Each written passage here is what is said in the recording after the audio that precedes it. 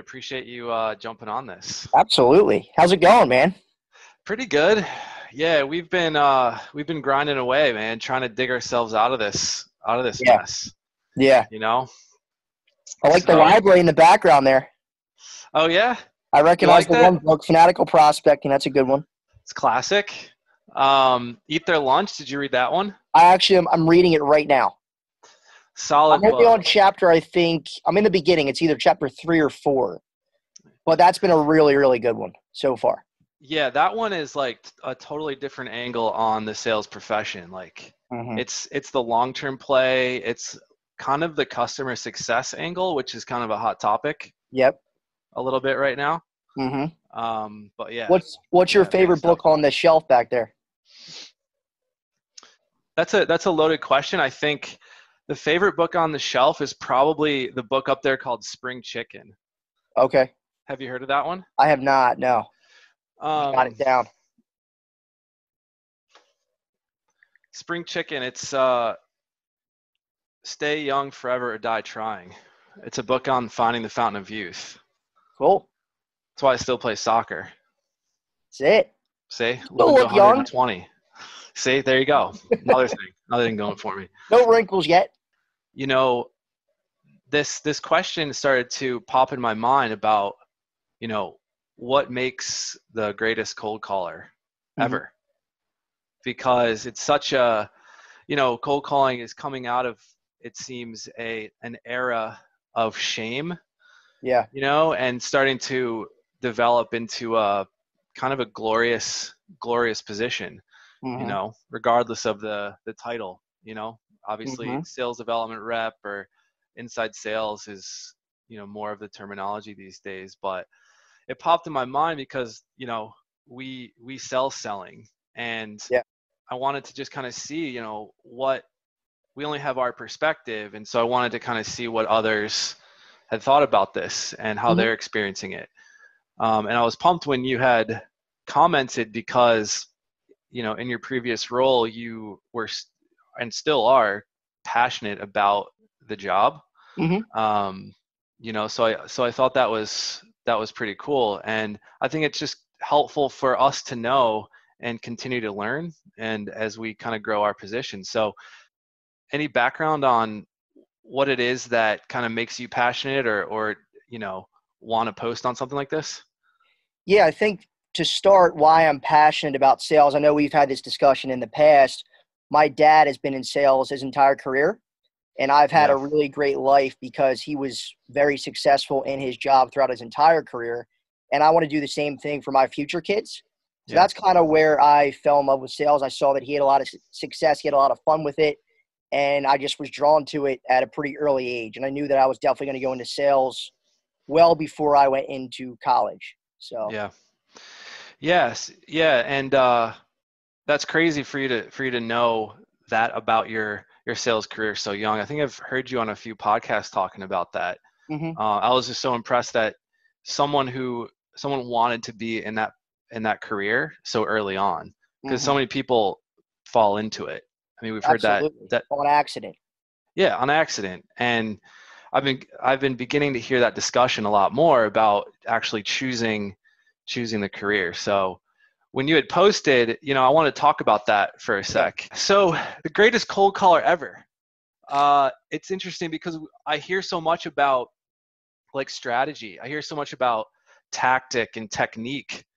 And I figured out this new rebuttal, or here's a great intro, or you know what you say during a pandemic. But like, what are the traits that make up somebody who can do this role day in and day out? You know, and yours popped out. And so you had said 5 things. Yes. About what makes the greatest cold caller ever. One was they're coachable. They role play every day. Yeah. They show up and they call every day. They don't overthink. Interesting one. Yes. And they're an active listener. Yeah. So why those? It seems like you put a lot of thought into them. Yeah, I did. I remember seeing that you tagged me in the post, and I think I didn't comment my answer on that post until 2 days later. So I did Yeah, so I did put quite a bit of thought into the post before I just commented on it. So that probably is definitely a contributing factor to those 5. But if you want, I could just go through those 5 and why I put them in the comments if you want. Yeah, let's do it. Yeah, so number 1, let me just look down here. They are coachable. So I think that anybody can learn and get good at cold calling, but you only can learn and get good if you're coachable. Interesting. Like that's it. Like you were mentioning the tactics, the strategies, the techniques. Yeah. Anybody can learn them if they're coachable. And I think you have to be coachable throughout your entire sales career. You could be cold calling. You could be a cold caller for 5, 10, 15 years. But if you aren't continuously learning and being coachable to learn those new tactics and strategies, someone else who is coachable will pass you. So you got to be coachable. I think it just starts out there. That's the foundation. If you're coachable, anybody, whether you're an introvert, extrovert, can learn to be good at it. So that's interesting you say that. I think that's so important to have that capacity. My question for you for that one is, and I agree, I think you absolutely have to be coachable. Do you think it's the same as being willing to learn? Like, is coachable mean like you have an actual coach, physical coach, or does it mean that you are willing to seek out something that's greater than yourself in your current state? You know, like, is there a difference between being open to learning and coaching? I guess that's my question. I think that there is. I think both are very important. In my last role, I did have a coach that I worked with twice a week, 30 minutes to an hour on coaching. Crazy. And you probably coach up your reps. You guys have, you and Vernon coach up your reps, and Denny. And it doesn't have to just be like a sales coach. It could just be your manager. But you have to be willing to put your ego aside and take criticism, actually want to get criticized on how you can improve, because it's the only way you're going to improve. I just really am really passionate about – I will always, in some capacity, have a sales coach, because I think that sales is so much like sports, and I know we're both big sports fans, and Good the top point. athletes in the world have several coaches, even all outside of their team. That's a great point. Yeah. Yeah, so you could essentially read books on sports all day, but it might not have as much of an impact as having a true coach, someone to guide you and lead you and kind of have that consistent, objective look on your performance. But both are that's very great. important. Yeah. That's awesome. Next one was they role play every day.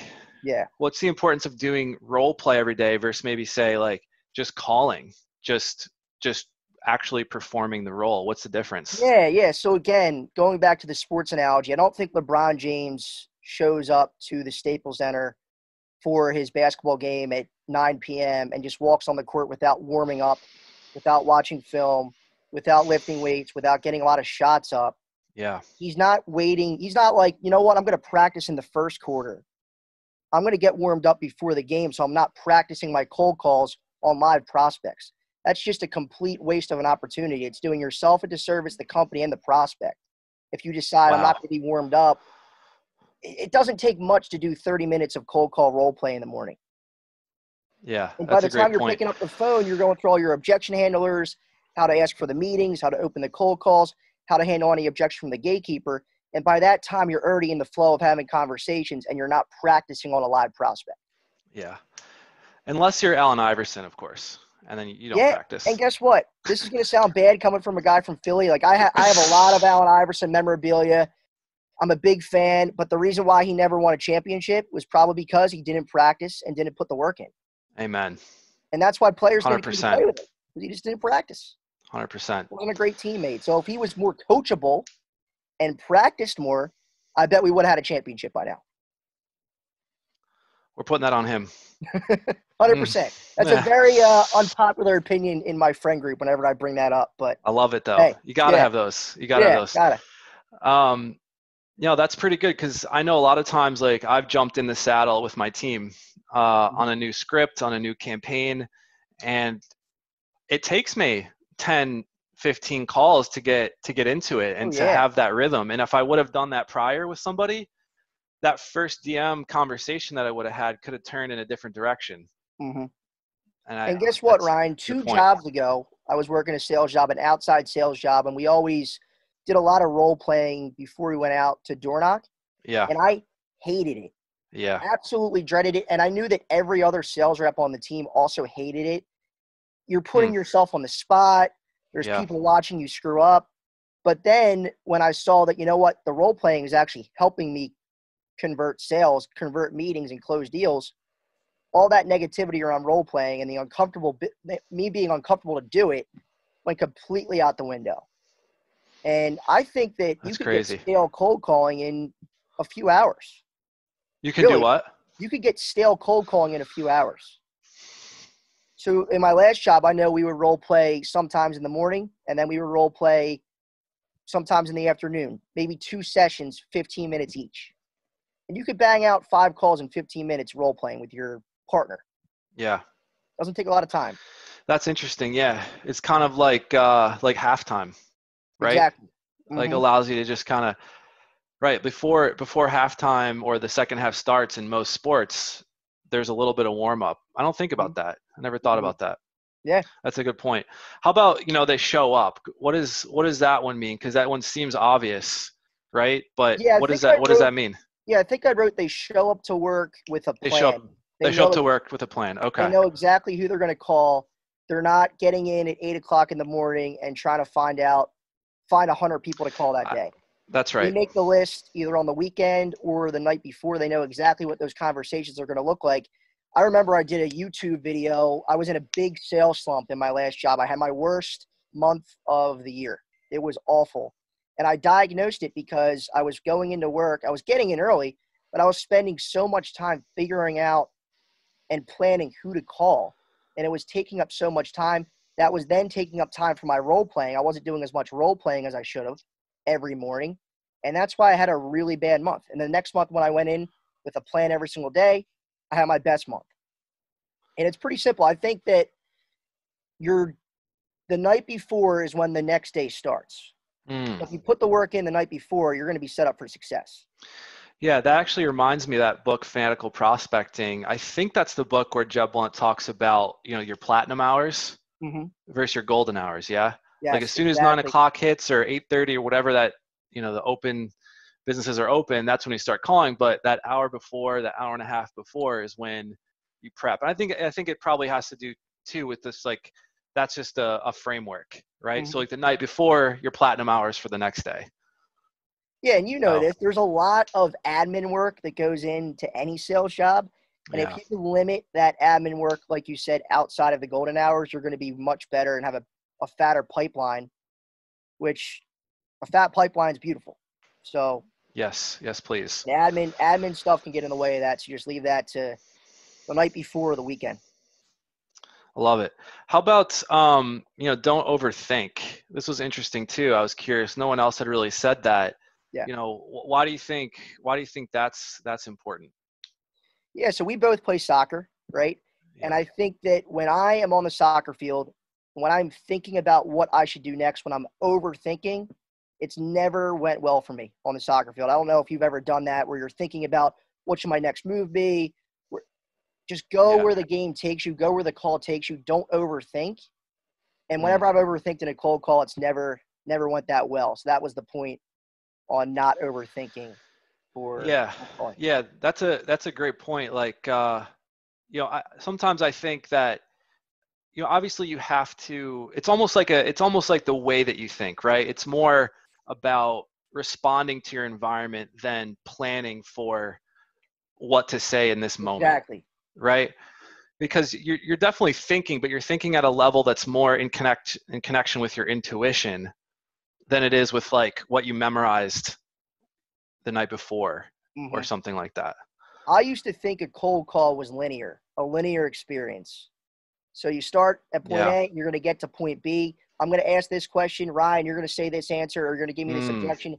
I'm going to handle it this way. And if I handle it this way, you're going to say exactly this thing. And then that never happens. And if it did happen like that, we all would be President's Club salespeople. And that's what I mean by absolutely. overthinking. Just don't go into the call thinking that way. Go where Yeah. the call takes you. Have a plan, which is fine. Have your questions ready, your objection handlers ready, but just know that you're going to get off track with that, and you have to go where the call takes you. Yeah. It's a conversation. It's not speech class. Mm-hmm. Yeah. Exactly. Yeah. Exactly.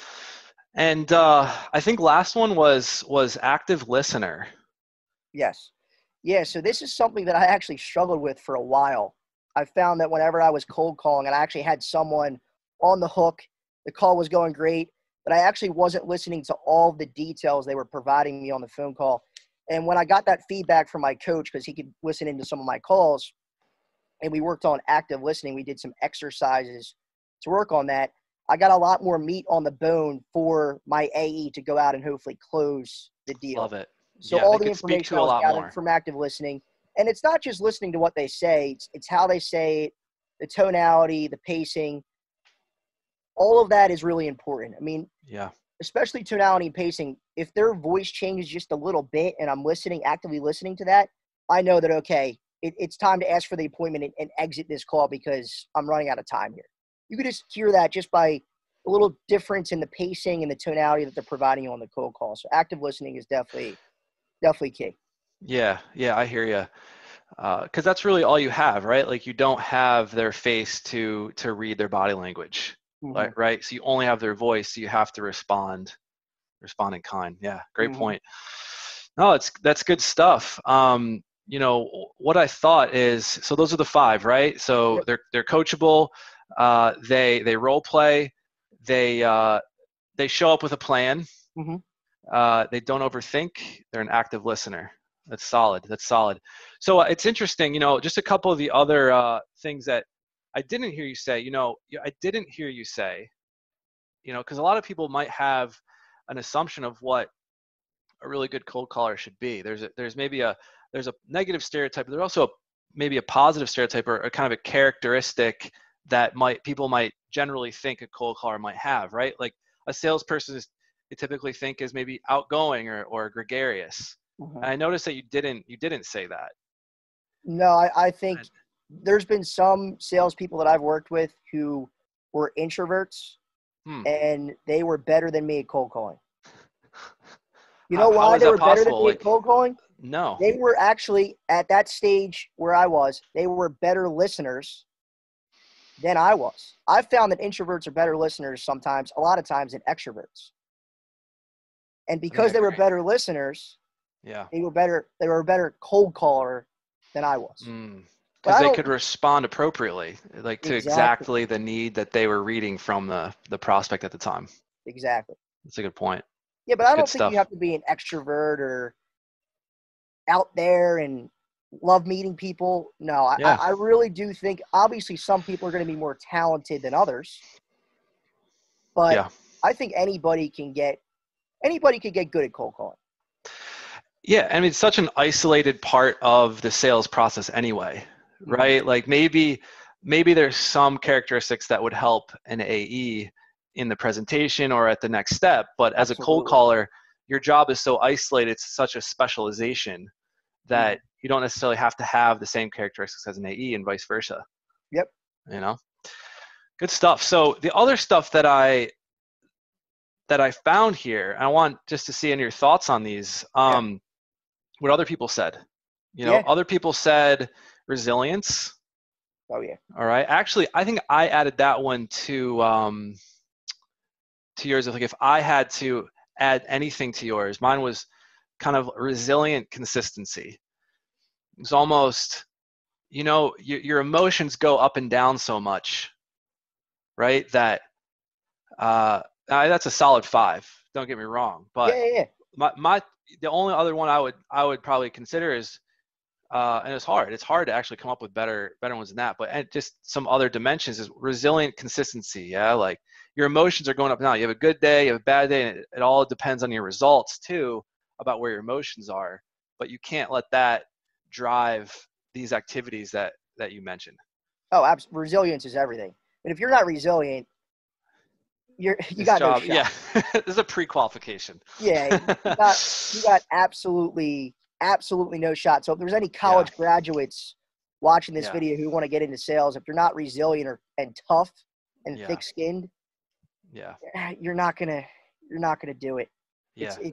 You're gonna get burned out really quickly. You're gonna be out of the profession quickly. Yeah, you're not going to be average, let alone the best, for sure. Oh yeah.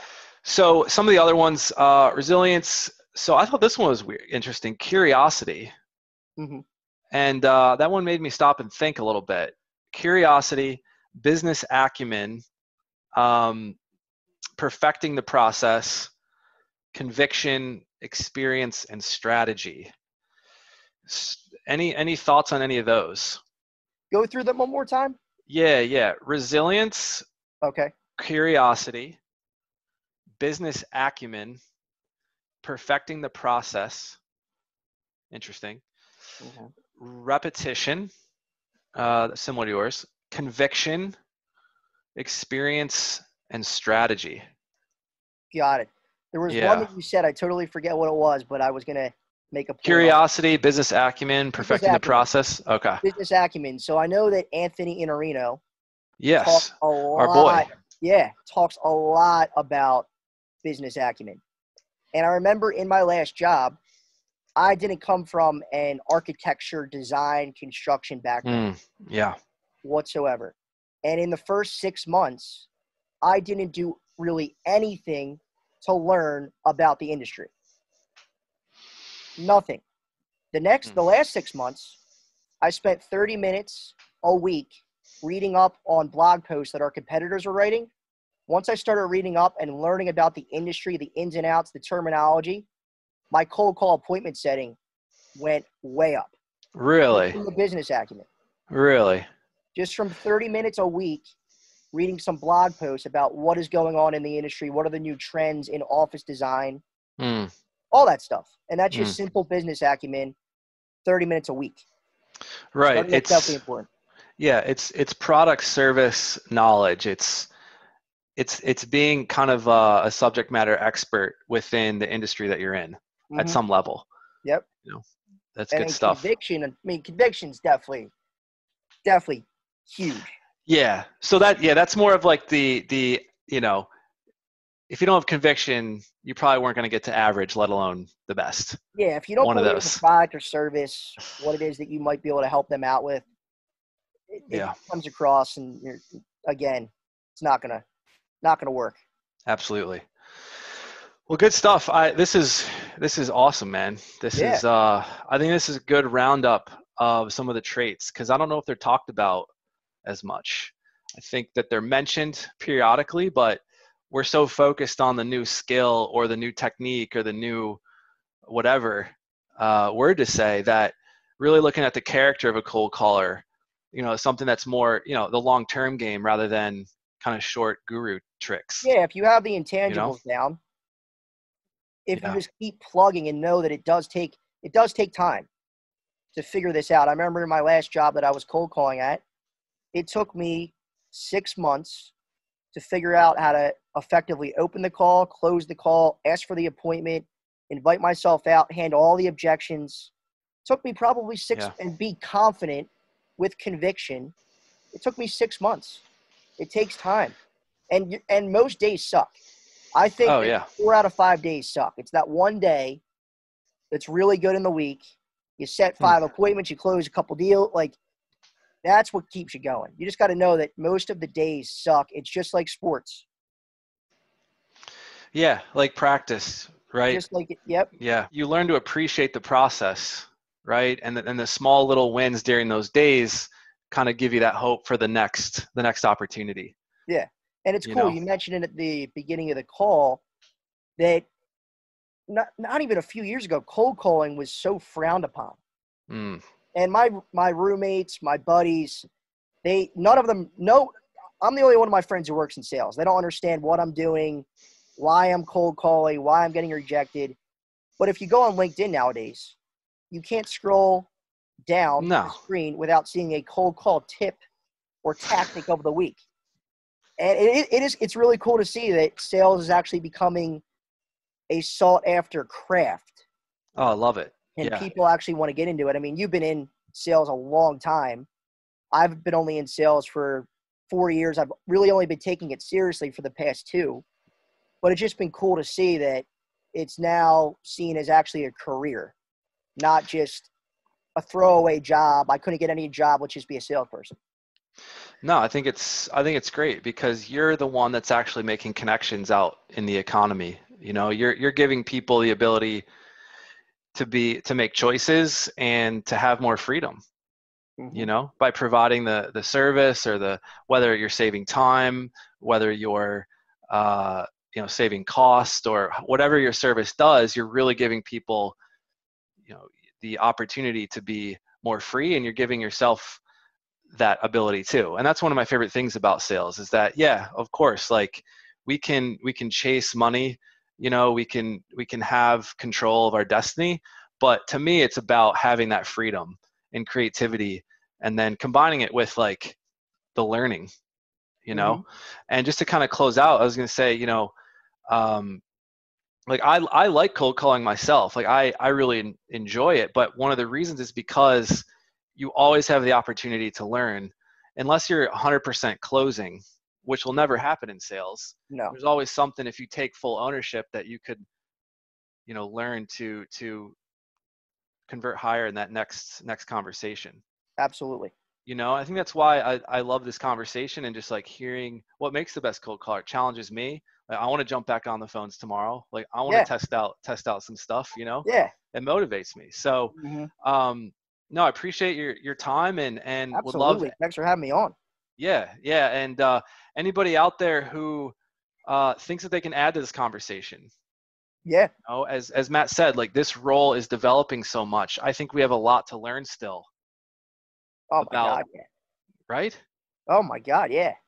I think we just, as an industry, have a lot to learn about the sales development role in general. So if you have comments, if you have different ways to add to the conversation, let us know. Perfect. Thanks a lot, Ryan. Appreciate it. Thank you. Maddie Mac on the beat. Check one.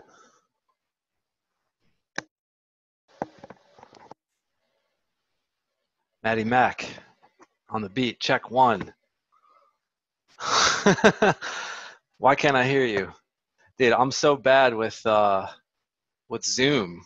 I've never had a natural talent for Zoom.